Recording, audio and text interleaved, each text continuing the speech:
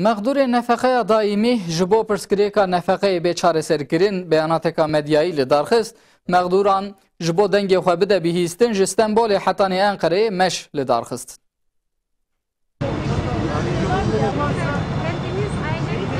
پیشنگی پلتفرما یکیتیا مالباتیا ترکیه مقدور نفقای او خزم و اقربای وان لبر قصر عدالتیا آنادولیا قرطال بیانا مدیایی گرسی ترتیب کرد. هداپار و تمثیلکارین سازین جواکا سیویجی دستک دان بیانا مدیایی.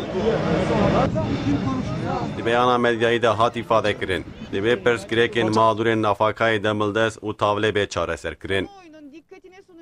Aylacana kulleser nave platforma yekitya malbata Türkiye beyana medyayı xwen Aylacane god ko arman cawan seraskirna be ahlakiya li civakiyê û rakirina qanûn û qanûnê ku zirarê didin saziyên malbatê. Aylacane god telaqbûnê vedigweherînin derfet û qezençkirina maîşetê û jiyanê xera dikin ku jin û mêr ji nû ve nezewicin. Aylacane wiha got bi serbestberdana zînayê zewûcan din êdî jî îhtiyacbûnê hatî dûrxistin. به قانون هجمارا 6284 انسان راسی افترایاتین. در برنامه ده سروک استانبول هدا پار ایسا گوندیجی آخافتنه کرو گود. جبو سازیا مالبات به پاراسون و محافظه کرن ده به خبات بین کرن. گوندیک وها گود. اف مادوریتک دمک دریجه ده ناف جواکه ده دوام دکه. جبر وی که ده به دملدس و تاوله به چاره سر کرن.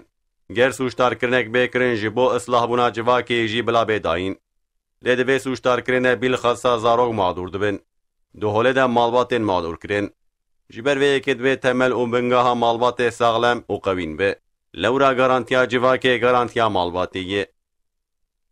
İlhan Ergincan و مسعود Arbule kul sernave platforma mağdur nafaka be daimi ji axivi u gotin. Debe kanun u yasayên ku malbatên xira dikin ben rakirin.